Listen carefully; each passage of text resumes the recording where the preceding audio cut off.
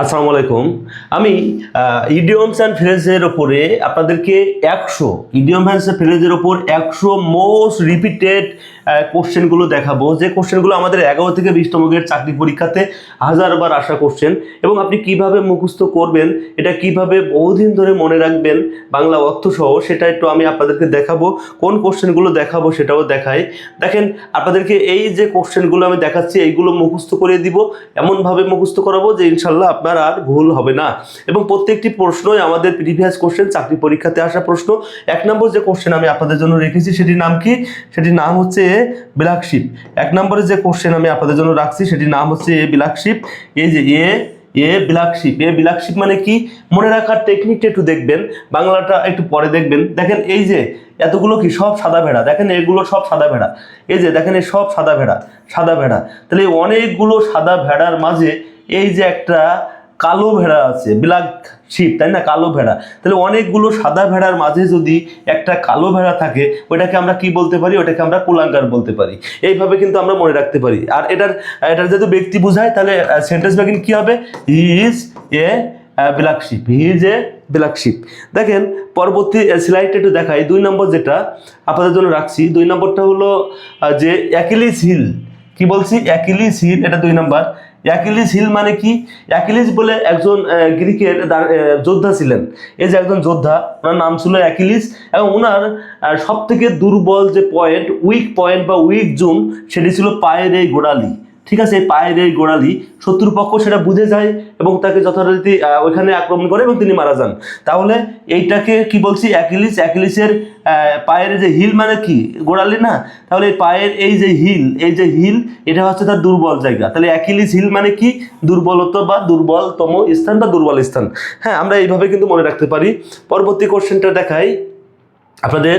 3 নম্বর যেটা, at a স্নাইল speech, তাই না? অ্যাট এ স্নাইল স্পিচ মানে কি? ধীর গতি সম্পন্ন। কিভাবে? এই স্নাইলস মানে কি? শামুক। স্নাইলস মানে কি বোঝায় বলেন? এই যে শামুক বোঝায়। শামুক যখন এই যে হাঁটে, দেখেন এই যে হাঁটছে, খুব ধীরে ধীরে স্লো গতিতে হাঁটে শামুক। তাহলে আমরা মনে রাখতে পারি অ্যাট এ স্নাইল স্পিচ মানে কি? খুব ধীর গতি সম্পূর্ণ, খুব ধীর গতি সম্পূর্ণ। পরবর্তী স্লাইডটা একটু দেখাই আপনাদেরকে। পরবর্তী আপনাদের জন্য কি রাখছি? Above water. কি রাখছি? Above water. অ্যাবোভ ওয়াটার মানে কি? অকৃতকার্য না হওয়া। কিভাবে মনে রাখতে পারি? দেখেন একজন ব্যক্তি এই যে পানিতে ডুবে যাচ্ছে, এই যে পানিতে দেখেন উনি ডুবে যাচ্ছেন, পানিতে ডুবে যাচ্ছেন, কিন্তু কোনো কারণে এই মাথাটা পানির ওপরে আছে, পানির ওপরে দেখেন ওনার মাথাটা আছে, অর্থাৎ উনি এখনো সম্পূর্ণভাবে অকৃতকার্য হয় নাই। হ্যাঁ, উনি কিন্তু ডুবে যায় নাই, অকৃতকার্য কিন্তু হয় নাই, এখনো কিন্তু বেঁচে আছেন, এখনো পানির ওপরে মাথাটা আছে, নিঃশ্বাস নিতে পারছেন। তাই কি? অ্যাবোভ ওয়াটার মানে পানির ওপরে। পানির ওপরে মানে কি? উনি সম্পূর্ণভাবে এখনো অকৃতকার্য হয়নি, অর্থাৎ অকৃতকার্য না হওয়া। এইভাবে মনে রাখবেন, অকৃতকার্য না হওয়া। যদি ডুবে যায় তাহলে অকৃতকার্য হয়ে যাচ্ছে। পরবর্তীতে আমরা একটু দেখি, পরবর্তীতে আপনাদের জন্য রাখছি যেটা, সেটি হচ্ছে কোল্ড ফিট। কোল্ড ফিট মানে কি? আত্মবিশ্বাস হারানো অথবা কাপুরুষতা, কাপুরুষতা, তাই না? দেখেন আমার একটা বন্ধু, ধরিনি এই লোকটা আমার বন্ধু, বিয়ে করতে যাচ্ছে, বিয়ে করতে যাচ্ছে, কিন্তু এই মেয়ে তাকে বিয়ে করার জন্য ফোর্স দিচ্ছে। কিন্তু এই ছেলে বিয়ে করার সময় একটা পর্যায়ে গিয়ে আমি তাকে খেয়াল করলাম, তার যে পা, হ্যাঁ তার যে পা, এই পা ঠান্ডা হয়ে যাচ্ছে, খুব ঠান্ডা হয়ে যাচ্ছে। তখন আমি বললাম যে তুমি কি বিয়ে করতে ভয় পাচ্ছ? তুমি কাপুরুষ, তুমি আত্মবিশ্বাস হারাচ্ছ কেন? হ্যাঁ, তুমি সুপুরুষ, বিয়ে করতে কোনোভাবে ভয় পাওয়া যাবে না। সেখান থেকে কি আসে? কোল্ড ফিট মানে কি বলতে পারি আমরা? যে আত্মবিশ্বাস হারানো অথবা কাপুরুষতা। কারণ ওর হাত পা ঠান্ডা হয়ে যাচ্ছিল, ও কাপুরুষ, ওকে আমি বলছিলাম কাপুরুষ, হাত পা ঠান্ডা হয়ে যাচ্ছে তোমার। এইভাবে আমরা এই শব্দের অর্থটাও মনে রাখতে পারি। পরবর্তীতে একটু দেখাই আপনাদেরকে, অ্যাবোভ বোর্ড। কি বলছে এখানে? Above board. অ্যাবোভ বোর্ড মানে কি? স্পষ্ট এবং সৎ। এটাকে কিভাবে মনে রাখবেন? দেখেন এই যে বোর্ডটা আমি রাখছি, এখানে কে আছে? এখানে হচ্ছে মিসাইল স্যার, মিসাইল স্যার, আর এইগুলো হচ্ছে তার মিসাইল, এইগুলো হচ্ছে মিসাইল স্যারের মিসাইল। আর এই পাশে আছে কি? তার বোর্ড। এখন বোর্ড মানে কি? সাদা। বোর্ড কি যেমন সাদা, তাহলে যদি কারোর মন সাদার ওপরে থাকে, সাদার ওপরে মন মানে কি? কারোর মন সাদা বা কারোর মন সাদার উপরে, এটার অর্থ কি? এটার অর্থ হচ্ছে ওই ব্যক্তি সৎ এবং স্পষ্ট, স্পষ্ট ভাষায় কথা বলে এবং উনি একজন সৎ ব্যক্তি। মন সাদা মানে সৎ ব্যক্তি, তার মাঝে কোনো অসৎ বা অন্য কিছু পাবেন না। মন সাদা, সাদা সিধের লোক, হ্যাঁ মানে সৎ ব্যক্তি, ভালো ব্যক্তি। এইভাবে আপনারা অ্যাবোভ বোর্ড মানে কি? এই যে সৎ বা স্পষ্ট, এটাকে মনে রাখতে পারেন। পরবর্তীতে যেটা দেখব, এরপরে 7 নম্বর যেটা আপনাদের জন্য রাখছি, as the crow flies. As the crow flies মানে কি?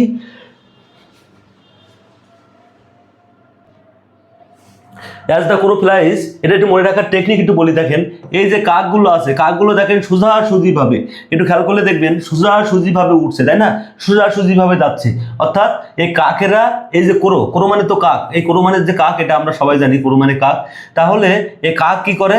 কাক কিন্তু সবসময় সোজাসুজিভাবে চলে। তাই আমরা বলতে পারি অ্যাজ দ্য ক্রো ফ্লাইস, পাখিরা মানে কাক যখন ওড়ে তখন সোজাসুজিভাবে ওড়ে, সেখান থেকে বলতে পারি অ্যাজ দ্য ক্রো ফ্লাইস মানে সোজাসুজি। অ্যাজ দ্য ক্রো ফ্লাইস মানে কি বলছি? সোজাসুজি। এরপরে যেটা আছে বি লাইন। বি মানে কি? বি মানে হচ্ছে মৌমাছি, তাই না? বি মানে কি? মৌমাছি, মৌমাছি। আর লাইন মানে কি? এই যে লাইন ধরা, এই যে লাইন দিয়ে যাচ্ছে, এই যে লাইন।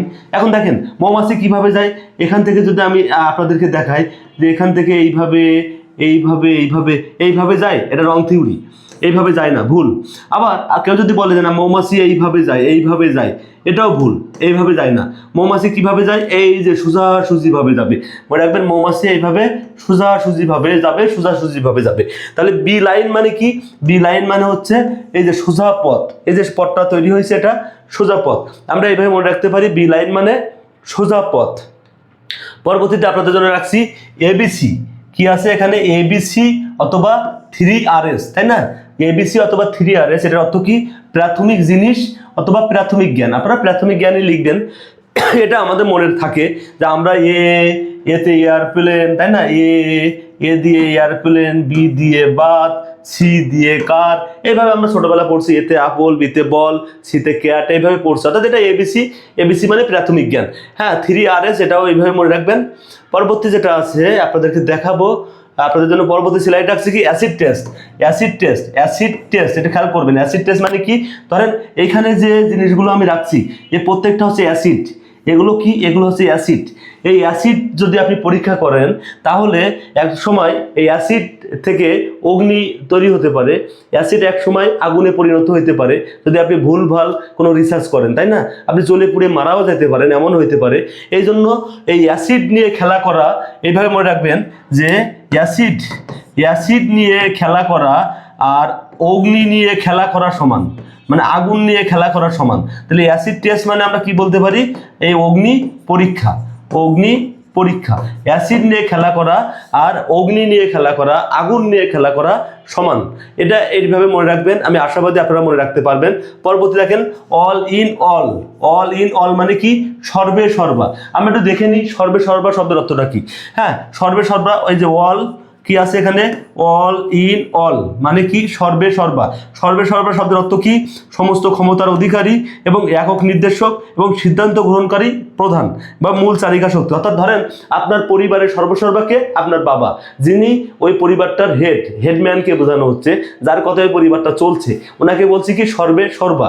তাহলে দেখেন এই যে ছবিটা একটু দেখেন, এই যে এটা ধরেন একটা হাত, এই হাত দিয়ে উনি এটা কন্ট্রোল করেন, এটা কন্ট্রোল করেন। এই যে আমার মিসাইলও কন্ট্রোল করছে, দেখছেন? এই যে মিসাইলের ছবি, মিসাইল কন্ট্রোল করছেন, এই যে এটা কন্ট্রোল করেন, এটা কন্ট্রোল করেন, এটা কন্ট্রোল করেন, এটা কন্ট্রোল করেন। অর্থাৎ আপনি সব কিছু জানেন, সব কিছু কন্ট্রোল করতেছেন, তাই না? তাহলে উনি সর্বে সর্বা, সর্বে সর্বা। তাহলে এই all in on, all in all মানে আমরা কি বলতে পারি? সর্বে সর্বা। কিভাবে? উনি অল, একের মধ্যে সব, একের মধ্যে সব, অল ইন অল, ঠিক আছে? অল ইন অল, আর অল ইন মানে পরিশ্রান্ত, এটা মনে রাখবেন। অল ইন মানে পরিশ্রান্ত। পরেরটা দেখেন against the grain. Against the grain মানে কি? এগেইনস্ট দ্য গ্রেন মানে কি? একটু আপনাদেরকে ডিকশনারি দেখাই। এই গ্রেন শব্দের অর্থটা কি? গ্রেন শব্দের অর্থ হচ্ছে খাদ্যশস্য, শস্যকণা বা সামান্য পরিমাণ, এই ধরনের। হ্যাঁ, এই ধরনের গ্রেন শব্দের অর্থ হচ্ছে খাদ্যশস্য বা শস্যদানা লেভেলের, এই ধরনের ওয়ার্ড মিনিং আসে। তাহলে দেখেন এইখানে যে খাদ্যশস্যগুলো আছে, আপনাকে যদি বলি, ধরেন আপনি একজন কৃষক মানুষ বা কৃষকের ছেলে, আপনাকে যদি বলি যে আপনার কষ্টের এই খাদ্যশস্যগুলো আপনি এগুলো নিয়ে যদি নেগেটিভ কথা বলি, এগুলো নষ্ট করে ফেলেন বা কাউকে দিয়ে দেন, তখন আপনি এটা অনিচ্ছায় চলে যাবেন। এগেন্স্ট মানে কি? বিরুদ্ধে। এগেন্স্ট মানে কি? বিরুদ্ধে, তাই না? এগেন্স্ট মানে কি? বিরুদ্ধে। আপনাকে যদি কেউ আপনার খুব কষ্টে উৎপাদিত খাদ্যশস্য নিয়ে কথা বলে, তাহলে আপনি তার বিরুদ্ধে চলে যাবেন, অর্থাৎ অনিচ্ছায়, অনিচ্ছায়। হ্যাঁ, আপনার ইচ্ছে থাকবে না তার সাথে আর কথা বলেন, আপনার ইচ্ছা হারিয়ে যাবে তার সাথে কথা বলার, কারণ আপনার কষ্টে উপার্জিত খাদ্যশস্য নিয়ে কথা বলবে আর আপনার ইচ্ছা হবে তার সাথে কথা বলার, ইচ্ছা হবে না, অনিচ্ছা। ঠিক আছে, অনিচ্ছা মনে রাখবেন। পরবর্তীতে আপনাদেরকে দেখাবো, পরবর্তী স্লাইডে কি রাখছি, রেনি ডে, কি রাখছি, রেনি ডে। এগুলো হাজারবার আসা কোশ্চেন, এগুলো মনে করেন most important question, most important question, এগুলো বারবার আসে। রেনি ডে কিভাবে দেখেন, এই যে বৃষ্টির দিনে যখন ঝড় বৃষ্টি হয়, বন্যা হয়, আমরা সাহায্যের জন্য নিয়ে যাই বা মানুষ কত অসহায় হয়ে পড়ে, এই যে বন্যার পানি দেখেন, এই বন্যার পানিতে দেখেন কিভাবে আসে বাচ্চা কাচ্চা নিয়ে, ছোট ছোট বাচ্চা কাচ্চা বা তারপরে ফ্যামিলি নিয়ে কিভাবে কষ্ট করে যাচ্ছে, পার হচ্ছে। এটা দুর্দিন না, এটা দেখে তো চোখে কান্না চলে আসে, তাই না? তাহলে রেনি ডে মানে কি, রেনি ডে মানে যখন অতিরিক্ত রেনি হবে, মানে বর্ষা হবে, তখন কিন্তু এরকম দুর্দিন নেমে আসে। তাহলে রেনি ডে মানে মনে রাখতে পারেন দুর্দিন, it is a rainy day, তাই না? তাই না, বাক্য এভাবে বলা যায়। পরেরটা কি আছে, ক্যাটস অ্যান্ড ডগস। কিভাবে আছে, ক্যাটস অ্যান্ড ডগস। এখানে কি আমরা বলতে পারি, জানি ক্যাট মানে কি, ক্যাট মানে কি, আর ডগ মানে কি, কুকুর আর বিড়াল, এরকম বলবেন না।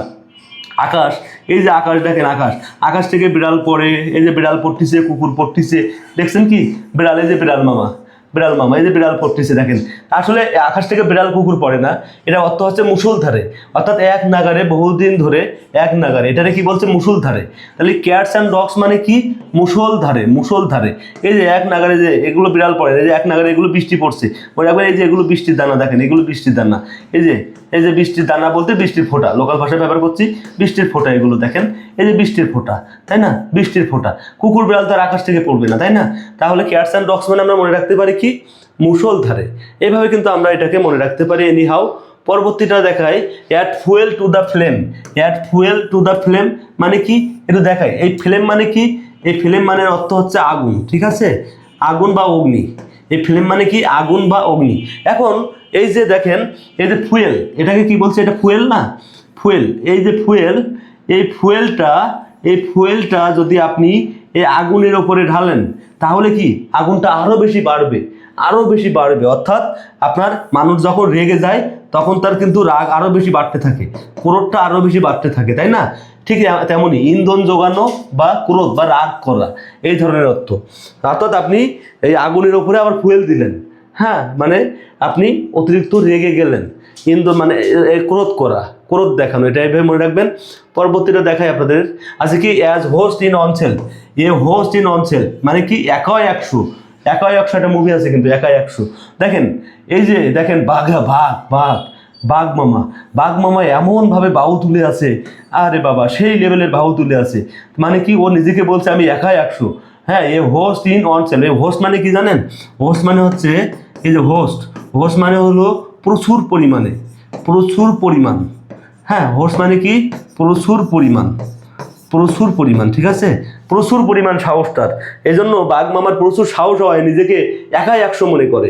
যারা পরীক্ষার হলে গেলে ভয় পান, যারা পরীক্ষার হলে গেলে হাত পা কাঁপে বা উত্তর ভুল করে ফেলেন, তারা পরীক্ষার হলে নিজেকে একাই একশো মনে করবেন। আপনি না পারলে কেউ পারবে না, এটা মনে রাখবেন। হ্যাঁ, আপনি কারোর হেল্প নিতে যাইবেন না, অনেক ক্ষেত্রে ভুল হেল্প পাবেন। আপনি নিজেকে একাই একশো মনে করবেন, কনফিডেন্স বাড়বে, একটা আলাদা ভালো লাগার সৃষ্টি হবে, আপনার হাত পা কাঁপবে না। বিশেষ করে টাইপিংয়ের ক্ষেত্রেও দেখবেন হাত পা কেঁপে যায়। হ্যাঁ, লিখিত পরীক্ষার সময় হাত পা কাঁপে, হাত পা কাঁপে, ভয় পান। হ্যাঁ, এগুলো করবেন না, একাই একশো ভাববেন, তাহলে মেন্টালিটি ঠিক থাকবে। হ্যাঁ, মানসিক একটা শান্তি পাবেন, একটা সাহস পাবেন। পরবর্তী স্লাইডটা একটু দেখাই, এ ম্যান অফ লেটার্স। কি আছে এখানে, এ ম্যান অফ লেটার্স মানে কি, বিদ্যার লোক বা জ্ঞানী ব্যক্তি। দেখেন এই যে একজন ব্যক্তি, এই ব্যক্তিটা অনেকগুলো চিঠি যদি লেখেন উনি, তাহলে উনি তো অবশ্যই জ্ঞানী ব্যক্তি হবেন। জ্ঞানী ব্যক্তি ছাড়া কি অনেকগুলো চিঠি লেখা সম্ভব? এই যে লেটার, লেটার মানে চিঠি বলছি, হ্যাঁ, জ্ঞানী ব্যক্তি ছাড়া কি অনেকগুলো চিঠি লেখা সম্ভব? সম্ভব না। তাহলে এই ম্যানটা কেমন ম্যান? এই ম্যানটা হচ্ছে জ্ঞানী ম্যান। জ্ঞানী ম্যান মানে কি, বিদ্যার লোক, তাই না, জ্ঞানী ব্যক্তি, জ্ঞানী ম্যান, তাই না? অস্থির একটা বাক্য শিখাইলাম আপনাদের। পরেরটা কি আছে, ম্যান অফ পার্টস। এই ম্যান অফ পার্টস, এখন দেখেন ম্যান মানে তো একজন মানুষের কথা বলছে, আর পার্টস মানে কি, তার অনেকগুলো অঙ্গ প্রত্যঙ্গের কথা বলছে। এখন একটা বিষয় দেখায়, এই যে এক ধরনের একটা তাত্ত্বিক, একটা তাত্ত্বিক, তাত্ত্বিক কি করছে, মানুষের বিভিন্ন অঙ্গ প্রত্যঙ্গ কঙ্কাল নিয়ে উনি এই যে তপস্যায় বইছেন, তপস্যা করতেছে। দেখেন মানুষের বিভিন্ন অঙ্গ প্রত্যঙ্গ নিয়ে তপস্যা করতেছে, মানে কি উনি কিন্তু অবশ্যই গুণী ব্যক্তি। হ্যাঁ, তান্ত্রিক মানে কি, উনি মানুষের অঙ্গ প্রত্যঙ্গ নিয়ে একটা তপস্যায় বইছে, সাধনা করতেছে। আর সাধনা তো গুণী ব্যক্তিরাই করে। আপনি ভাই এইভাবে হোক আর যেভাবে হোক আপনার মনে রাখলেই হইলো, মনে রাখতে হবে আপনার, এটাই কথা।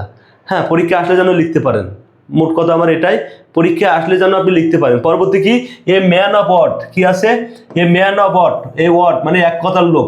এই যে দেখেন কি ছবি, এই যে নায়ককে ডিপজল, ডিপজল কিন্তু ভিলেন না এই মুভির, এই মুভির নায়ক কিন্তু ডিপজল। ডিপজল এই মুভিতে এক কথার মানুষ, হ্যাঁ, ওর এক কথার মানুষ, ও যা বলবে সেটাই, ওর কথা সেটা মেনে নিতেই হবে, ভুল বললেও ভুল, সঠিক বললেও সঠিক। নায়ক কিন্তু ডিপজল, নায়ক যা বলবে সেটাই। তাহলে এটাকে, এই ডিপজলকে আমরা এখানে বলতে পারি এ ম্যান অফ ওয়ার্ড, অর্থাৎ এই মুভিতে ডিপজলই হচ্ছে এক কথার লোক। মান্না কিন্তু ডায়লগ দিয়েছিল যে আমার এক কথা সমান 100 কথা সামিল। হ্যাঁ, ঠিক তেমনই a man of word, a man of word মানে কি, এক কথার লোক, এক কথার মানুষ, এক কথার লোক। আচ্ছা, এই যে আমি 20টা ইডিয়ম ফ্রেজ আপনাদেরকে পড়াইলাম, 20টা ইডিয়ম ফ্রেজ আপনাদেরকে এত সময় পড়িয়েছি, কয়টা, 20টা ইডিয়ম ফ্রেজ। এই 20টা ইডিয়ম ফ্রেজ মোস্ট ইম্পর্টেন্ট এবং মোস্ট রিপিটেড কোশ্চেন আমাদের চাকরি পরীক্ষাতে আসে। যদি আপনি একটু পরিমাণ উপকৃত হন তাহলে ভিডিওটি শেয়ার দিবেন, এবং এর পরবর্তী পার্ট যদি আপনি প্রয়োজন মনে করেন, আমি কিন্তু বলছি 100 ইডিয়ম ফ্রেজ পড়াবো। এখন আপনাদের যদি সেই এটা পাই, রেসপন্সটা পাই, তাহলে আমি পরবর্তী পার্ট দিব। অবশ্যই কমেন্ট করবেন, কৃতজ্ঞতা জ্ঞাপন করবেন। ভালো থাকবেন সবাই, সুস্থ থাকবেন। পরবর্তী পার্ট লাগবে কিনা অবশ্যই কমেন্ট করে জানাবেন। আসসালামু আলাইকুম রহমতুল্লাহি ওয়া বারাকাতুহু।